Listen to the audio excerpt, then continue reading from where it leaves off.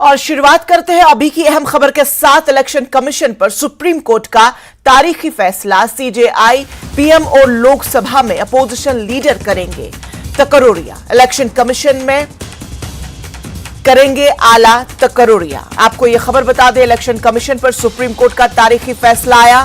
CJI PM और लोकसभा में opposition leader करेंगे तकरोरिया। इस तरह का इलेक्शन कमीशन पर सुप्रीम कोर्ट का फैसला आया। इलेक्शन कमीशन में आला तकरोरिया करेंगे। तो यह खबर आपको इस वक्त बताई जा रही है। इलेक्शन कमीशन पर सुप्रीम कोर्ट का तारीखी फैसला आया है, जिसमें बताया गया है कि सीजेआई पीएम और लोकसभा में अपोजिशन लीडर जो है वो तकरोरिया करेंगे। इलेक्शन कमीशन में आला तकरोरिया करेंगे। तो इस वक्त की अहम खबर, इलेक्शन कमीशन पर सुप्रीम कोर्ट का तारीखी फैसला। सीजेआई पीएम और लोकसभा में अपोजिशन लीडर करेंगे तकरोरिया। इलेक्शन कमीशन में करेंगे आला तकरोरिया।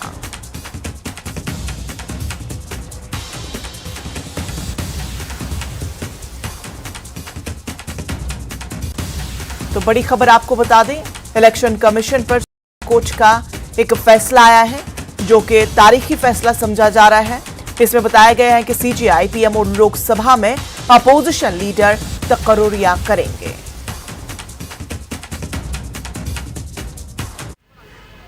देखिए, इलेक्शन कमीशन को पूरी ऑटोनॉमी हो, इलेक्शन कमीशन को पूरी स्वायत्ता हो और इलेक्शन कमीशन पूरी तरीके से इंडिपेंडेंट हो, उसको लेके हमारी 5 मांग थी। पहली हमारी मांग ये थी कि इलेक्शन कमीशन का अपॉइंटमेंट एक कोलिजियम के थ्रू होना चाहिए, जिसमें प्राइम मिनिस्टर हो, लीडर ऑफ अपोजिशन हो और चीफ जस्टिस ऑफ इंडिया हो। उसको सुप्रीम कोर्ट ने मान लिया है। दूसरी हमारी मांग थी कि अभी इलेक्शन कमीशन को अगर हटाना होता है तो पार्लियामेंट में इम्पीचमेंट लाना होता है, लेकिन जो बाकी के जो इलेक्शन कमिश्नर हैं उनके लिए आपको पार्लियामेंट में इम्पीचमेंट नहीं लाना है, बल्कि एग्जीक्यूटिव ऑर्डर से आप हटा सकते हैं। तो हमारा ये कहना था कि चीफ इलेक्शन कमिश्नर और इलेक्शन कमिश्नर सबका जो अपॉइंटमेंट है और सबका जो हटाने का प्रोसीजर हो और सबकी जो पावर है वो इक्वल होनी चाहिए, वो अलग अलग नहीं होनी चाहिए। सुप्रीम कोर्ट ने उसको भी मान दिया है। हमने तीसरा ये कहा था, इलेक्शन कमीशन को इंडिपेंडेंट बजट मिलना चाहिए, सुप्रीम कोर्ट ने उसको भी मान लिया है।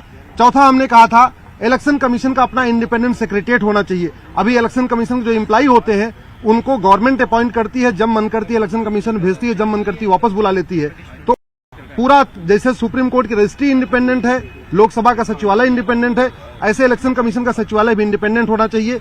माननीय सुप्रीम कोर्ट ने उसको भी मान लिया है। और पांचवा हमने कहा था, इलेक्शन कमीशन के पास रूल मेकिंग पावर है। बहुत सारी ऐसे विषय होते हैं जिसपे पार्लियामेंट से कानून बनने में टाइम लगता है और इलेक्शन कमीशन कुछ नहीं कर पाता। तो इलेक्शन कमीशन को रूल मेकिंग पावर होनी चाहिए कि जब तक पार्लियामेंट से कानून न बने तब बने, उसके पहले तक इलेक्शन कमीशन अपना खुद का नियम बना ले, अपना कानून बना ले, उससे काम करता रहे। तो इलेक्शन कमीशन की ऑटोनॉमी को एक तरीके से बहुत लैंडमार्क जजमेंट है, 5 जजों का जजमेंट है, जिसमें उन्होंने 5 मांग लिया है। अब इलेक्शन कमीशन का appointment leader of opposition, prime minister और चीफ जस्टिस ऑफ इंडिया करेंगे। जो हटाने का तरीका है, चीफ इलेक्शन कमिश्नर का एक जैसा होगा। Chief election commissioner election commissioner को इक्वल प्रोटेक्शन होगा, इक्वल राइट होगा और इक्वल मेथड होगा उनको हटाने का। इंडिपेंडेंट बजट होगा इलेक्शन कमीशन का, इंडिपेंडेंट सेक्रेटेरिएट होगा इलेक्शन कमीशन का, और 5वां जो सबसे इंपॉर्टेंट है, इलेक्शन कमीशन को एक रूल मेकिंग पावर भी होगी। रिलायंस जियो ने आज श्रीनगर शहर में 5G खिदमात का आगाज किया। इस सिलसिले में आज 5G मुलाजमीन की जानिब से राजबाग में एक मेगा बाइक रैली का इनेकाद किया गया। जियो का बुनियादी मकसद दीगर मोबाइल कंपनियों के मुकाबले में तेजी से 5G खिदमात फराहम करना है।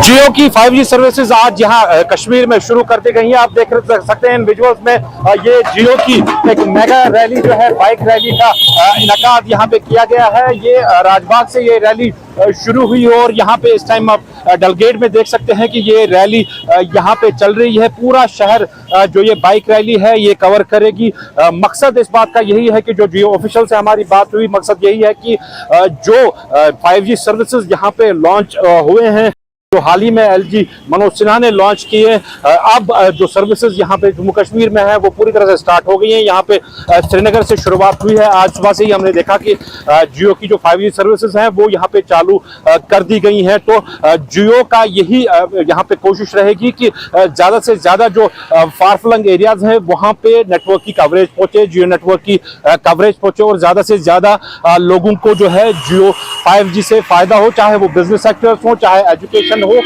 या फिर और जो टूरिज्म वगैरह से वाबस्ता लोग हो उनको जियो 5G से फायदा मिले।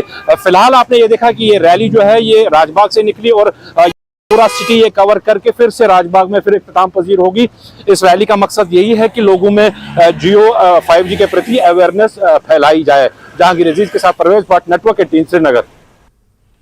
जम्मू के बस स्टैंड से 2 रोहिंग्या शहरियों को गिरफ्तार कर लिया गया है। ये दोनों नेपाल के रास्ते गैरकानूनी तौर पर जम्मू पहुंचे थे। ये लोग LOC अबूर करके श्रीनगर और वहां से अफगानिस्तान जाने की कोशिश कर रहे थे। दोनों के खिलाफ गैर मुल्की एक्ट के तहत मुकदमा दर्ज कर लिया गया है। मालूमात के मुताबिक ये दोनों श्रीनगर में रहने वाले एक शख्स के राबते में थे। वो इन लोगों से बात कर रहा था जो फेसबुक के जरिए राबते में थे।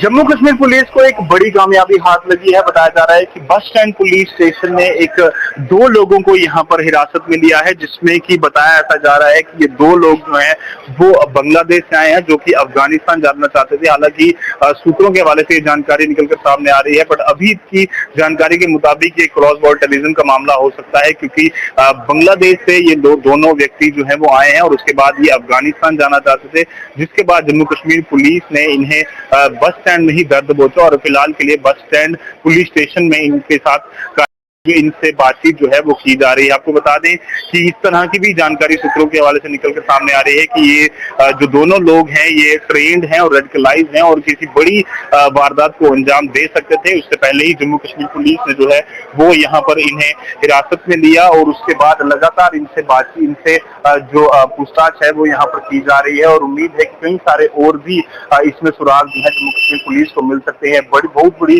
जानकारी नेटवर्क 18 पर सबसे पहले आपके साथ साझा कर रहे हैं और आपको बता दें कि 2 लोगों को 1-2 दिन पहले ही इन्होंने हिरासत में लिया था और अभी की अगर जानकारी की बात करें तो ये भी बताया जा रहा है कि लगातार ऑनलाइन कुछ लोग साथ जो है वो बातचीत करते थे और वो आगे इनको लीड देते थे कि किस तरह से ट्रेनिंग लेनी है और इस तरह की भी जानकारी है कि शायद ये दोनों अजमेर से जो है वो पहले रहकर आए हैं और उसके बाद जम्मू से होते हुए ये जो है आगे किसी और देश अफगानिस्तान या पाकिस्तान की तरफ जो है वो बढ़ रहे थे, जिससे पहले ही जम्मू कश्मीर पुलिस ने यहाँ पर बस स्टैंड में इन्हें दर्द पहुंचा। नेटवर्क के लिए जम्मू से नरजतपुरा। जम्मू कश्मीर पुलिस को एक बड़ी कामयाबी हाथ लगी है। नौहटा में NIA ने मुश्ताक लटरम के घर को अटैच कर दिया है। मुश्ताक लटरम अल उमर मुजाहिदीन दहशतगर्द ग्रुप का सरबराह था। मुश्ताक लटरम को मसूद अजहर और उमर शेख के साथ रिहा करना पड़ा था। मुश्ताक लटरम IC-814 तैयारा हाईजैक मामले में रिहा करना पड़ा था। मेरे पीछे जो आप घर देख रहे हैं मुश्ताक अहमद जरगर एलियास मुश्ताक लटरम का है।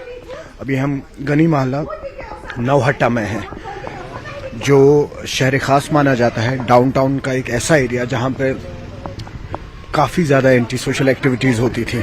आप पत्थरबाजों की बात कर लें, मैं आपको ये भी कह दूं कि ठीक जामा मस्जिद के पीछे है, ये जामा मस्जिद के पीछे और ये एरिया जो है ये काफ़ी ज़्यादा सेंसिटिव है। आज यहाँ सुबह की टीम आई और उन्होंने यहाँ पे इनके घर पे मुश्ताक जरगर के घर पे एक लीगल नोटिस लगाया है, जिस पे साफ साफ ये लिखा गया है कि जो घर है, जो मुश्ताक जरगर एलियास मुश्ताक लटरम जो एक अल उमर मुजाहिदीन के जो फाउंडर थे उनका घर था, वो आज यहाँ पे सीज कर दिया गया है। आप देखें तो ये जो एक्टिविटीज़ हैं MHA NIA की और JK पुलिस और आर्मी की कलेक्टिव एफर्ट्स है और आप देख रहे होंगे कि काफ़ी सारी जगहें जो हैं वो अभी रेड हो चुकी हैं, सील हो चुकी हैं। हाल ही में एक सर्कुलर पास हुआ था SIU का भी, जहाँ पे ये मेंशन किया गया था कि अगर किसी भी जगह पे यहाँ पे किसी भी टेररिस्ट को जगह दी जाएगी, पनाह दी जाएगी या उनकी कोई भी प्रॉपर्टी है, उस पे कड़े से कड़े स्टेप्स लिए जाएंगे। जहांगीर अजीज के साथ मैं सरोज कफील। पुंछ में पटवारियों ने बरसों से ठंडे बस्ते में डाल दिए अपने मुतालबात को लेकर हड़ताल शुरू कर दी है। पटवारियों ने वंशनगर के करीब पटवारा खाने में एहतजाजी मुजाहरा किया। पटवारियों का कहना है कि जब तक उनकी मांगें पूरी नहीं होगी वो काम पर नहीं लौटेंगे। उनकी हड़ताल आगे भी जारी रहेगी। यूटी ऑफ जम्मू कश्मीर में सारे पटवारी और गिरदावर जितने भी पटवार एसोसिएशन के मेंबर हैं वो स्ट्राइक पे हैं, क्योंकि क्रिएशन ऑफ गिरदावर सर्कल पटवार और ग्रेड पे जो ग्रेजुएट पटवारी का इशू है उसको लेकर सारे बैठे हुए हैं। जो ही हमको ऊपर से कोई भी डायरेक्शन आती है उसी को फॉलो करते हुए जब तक वो ऊपर से डायरेक्शन कॉल किया है तो हम यहाँ पे स्ट्राइक पे बैठे हुए हैं।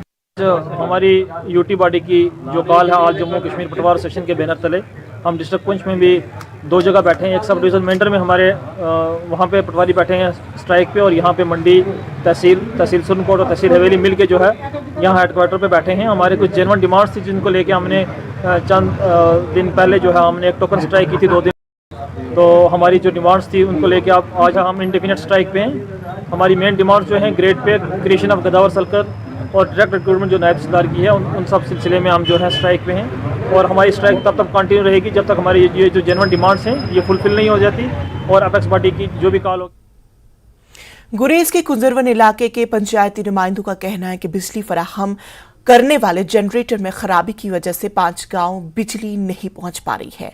मकामी लोगों ने इंतजामिया से मुतालबा किया कि आर्मी हेलीकॉप्टर के जरिए जनरेटर के लिए दरकार पंजरा कुंजरवन पहुंचाया जाए ताकि जल्द से जल्द गांव की बिजली बहाल हो सके।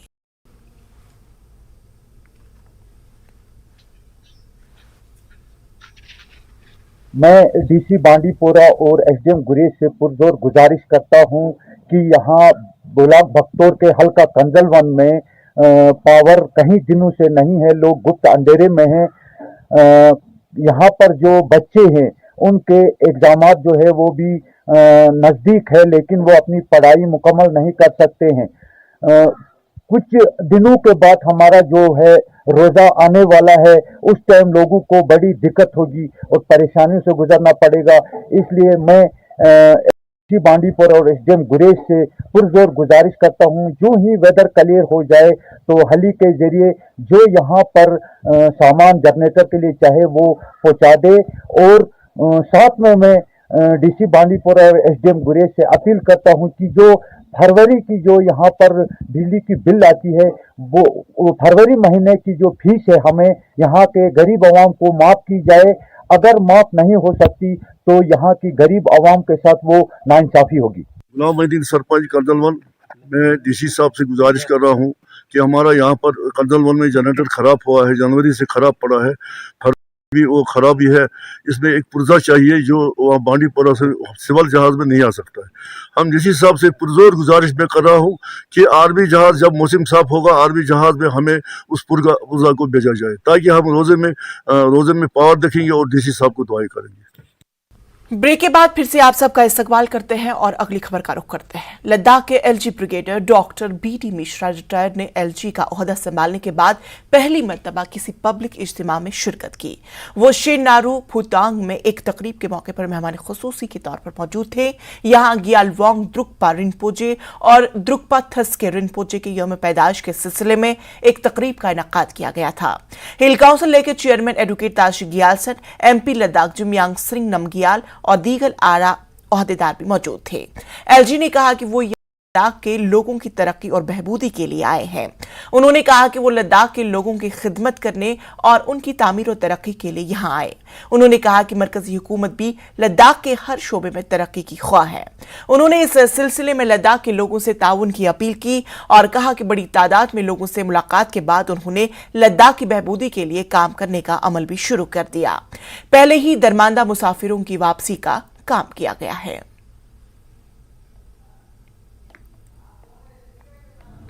I quote, I'm here exclusively to serve the people of Ladakh. I'm here to work for the well-being and development of the people of Ladakh. मित्रों, ये हमारा संकल्प है और इसमें जो एक बहुत बड़ी बात होती है वो ये होती है कि आपका सहयोग, क्योंकि जो भी हम कर रहे हैं हम लद्दाख के उस आदमी तक के लिए कर रहे हैं जो आदमी आखिरी पायदान पर कहीं एक कोने में बैठा है, हम उसके लिए कर रहे हैं। यहां से शुरू करके हमको वहां तक जाना है। और जो हमसे 250-300 लोग मिले इस दौरान में हमारे ऑफिस में आके सबसे मिला, सब लोग आए, बड़े अच्छे अच्छे सजेशन आए, बड़ी अच्छी अच्छी बातें आई। लेकिन मित्रों, मैं आपसे यह बहुत ही ह्यूमिलिटी से कहना चाहता हूं कि जितने लोग आए, जितने लोग हमसे बात किए, में हमको यह लगा कि सहयोग मिलेगा, मुझे सहयोग सबका मिलेगा। और उसी के हिसाब से मैं सोच रहा हूं कि हमें आगे बढ़ना है। Tentanglah yang ane lazaz junang yang sedih katanya honesto sok sanan sapan juatna ladas las kezgu tamba rimchone gun machada cinlat nasana yo mas nan munne palla sudit rismede sasa geluk pagit nina kazu lata podit nasana na asal jif fisolyo I chogit sangne lama tolna rimchongul ladas la tusu phepste tema na misaldu lama tolna na kejig ladak rang astamste matana shitsosena charlong jungse danse tosam gonsuno lobjong zatte no chap thompo phepste ladase ning gorches nang yampo zambilus yons la dwa simchane ton zaches nang sangase standard ingoche jabstok thar khelte juchese te sposta Brilata Ladakh से लमा तुलकू मामा को बोरियत सभी लमाओं ने मित्र जपना में school में जून दूसरे searches में डालो इस अंगुना माउते रगना सुंशा देना गया सभी लमाओं ने छगलास जपकन में स्कूल ना जिप्सल मोला जात यहाँ दो दूसरे मंगुन जी जुचे से स्टोंडुस्टन Kenanang ini dirim ni samarak jabe lama stokjes ko ata ke ma khapchan songten chedu और diri jaga tuzgun yang ata skula chokshi tene jabe lama ne butkane jab bolina chamsik chaglas jampo jab jetkan bo ata jet goshes mano samarak baksa changme jipsal mola jat Peningatan calon galwang dupa rimpuche. Tene diring khuryu ko thok peningatan juat na. Tene diring ngatan ka nas pe ka diring ngatan sangma jukste. Tene ये तुमस्का तुझचें को ngatan स्थिया ज़्यादा news Sonam Wangchuck ने कहा कि वो G20 summit से पहले या इसके खत्म होने के बाद अपनी भूख हड़ताल दोबारा शुरू करेंगे। चीन से खास बातचीत में उन्होंने कहा कि वो G20 को फख्र और इज्जत का मकाम समझते हैं। उन्होंने कहा कि अगर हुकूमत ने लद्दाख के मुतालबात के लिए कोई पहल नहीं की तो वो G20 से पहले या उसके बाद भूख हड़ताल करेंगे। उन्होंने लद्दाख के लिए फजाई किराए के मामले को हल करने की मांग की। स्पेशल जहाज लाके कुछ पैसेंजर को लाया, तो ये मसला क्या अभी सॉर्ट आउट हो गया हल? आपको क्या लग रहा है? जी, अभी के लिए तो जिस तरह से हमारे लद्दाख यूटी के एडमिनिस्ट्रेशन से एलजी साहब और सभी नेताओं ने जोर लगाया और एयरफोर्स मदद कर रही है लोगों का, बहुत अच्छा है, मैं शुक्रगुजार भी हूँ। मगर मैं नहीं समझता हूँ कि ये एक स्थायी हल है। ये मतलब लोग सर्दियों में बाहर जाते हैं तो उनको रेस्क्यू करना, वैसे तो रेस्क्यू है नहीं, एयरफोर्स का काम नहीं होना चाहिए, ये कमर्शियल एयरलाइंस का है। सिर्फ ज़रूरत है कमर्शियल एयरलाइंस पे एक टैब लगाया जाए, सीलिंग लगाया जाए, वो 80,000 1 लाख तक ना बेचें तो फिर वो खुद ही जहाज़ बढ़ाएंगे और नॉर्मल मार्केट, ओपन मार्केट चलेगा। अभी ये एक तरह का मोनोपोली बन चुका है एयरलाइंस का, तो उस पे लॉन्ग टर्म के लिए काम करना चाहिए। अभी तो इमरजेंसी था, लोग आ नहीं पा रहे थे, पेशेंट्स थे, स्टूडेंट्स थे, तो इन हालात में बहुत अच्छा कदम उठाया, इसके लिए मैं बहुत शुक्रगुजार हूँ। सर जो सेफ गार्ड को लेके आप लोगों ने फिर आपने अनाउंस भी किया कि 10 दिन फिर 15 दिन ऐसे कुछ, तो अभी जो जंतर मंतर की बात भी लगभग 15-7 दिन किया गया सेंटर 15 दिन। हाँ जी 15 दिन बीत गया, तो सेंटर की तरफ से कोई अभी तक कोई संकेत या इनविटेशन कुछ मिला सर एपेक्स बॉडी और? देखिए मैं बहुत हैरान हूँ कि लद्दाख के जो नेता हैं वो काफ़ी टाइम से इंतज़ार कर रहे हैं कि सेंटर से, होम मिनिस्ट्री से उनको मीटिंग के लिए बुलाया जाएगा। मैंने ये देखा कि वो के पहले हफ्ते से उम्मीद कर रहे थे कि कल परसों में मीटिंग के लिए बुलाया जाएगा, बल्कि मैंने ये देखा था कि 15 तारीख को जो जंतर मंतर में हुआ वो करने वाले नहीं थे। अगर मीटिंग के लिए बुलाया जाता तो विवश होके जंतर मंतर पे किया, मगर उसके बाद भी अब 15 दिन गुजरने को आए और ऐसा कोई मीटिंग का अभी तक नहीं आया। तो मैं बहुत हैरान हूँ कि ऐसा क्यों हो रहा है।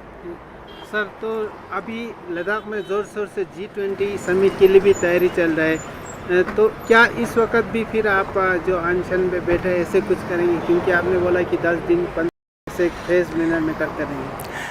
जी वैसे तो मेरा यही रद्द अमल या स्ट्रेटजी है कि जो 26 जनवरी से किया वो सांकेतिक था 5 दिन का, उसके 3 महीने बाद 10 दिन का अगर नहीं होता है तो उम्मीद है होने की, और नहीं होता है फिर उसके 3 महीने बाद 15 दिन का ये था। मगर हाँ मैंने यही देखा कि जो 3 महीने बाद जो मैं कह रहा हूँ वो 26 जनवरी के बाद फिर अप्रैल 26 होता है, जो कि आप जैसा पूछ रहे हैं G20 के वक्त का होगा।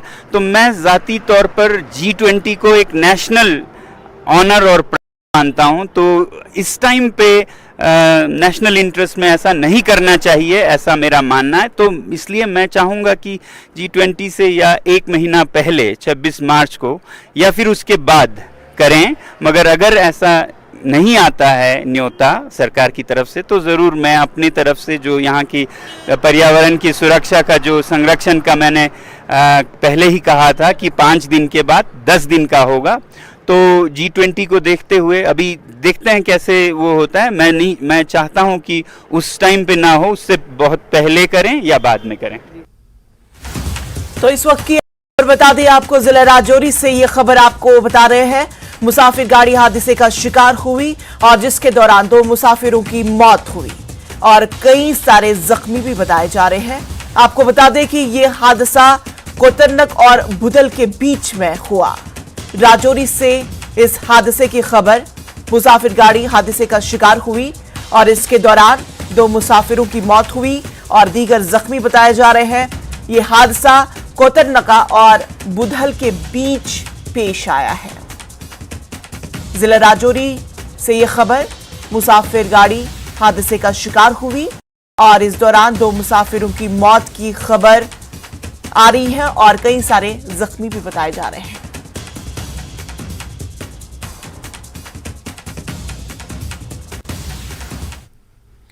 तो नाजरीन, बुलेटिन में फिलहाल इतना ही। मुझे दीजिए इजाजत, लेकिन आप देखते रहिए जम्मू कश्मीर लद्दाख हिमाचल। आदाब।